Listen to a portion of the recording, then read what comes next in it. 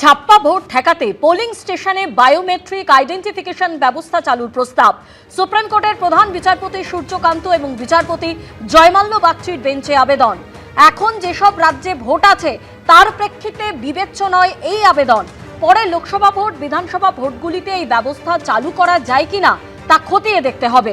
শুনানি চলাকালীন মন্তব্য প্রধান বিচারপতি সূর্যকান্ত এবং বিচারপতি জয়মাল্য বাগচির বেঞ্চে। আরো একবার আপনাদের জানিয়ে রাখি, ছাপ্পা ভোট ঠেকাতে পোলিং স্টেশনে বায়োমেট্রিক আইডেন্টিফিকেশন ব্যবস্থা চালুর প্রস্তাব।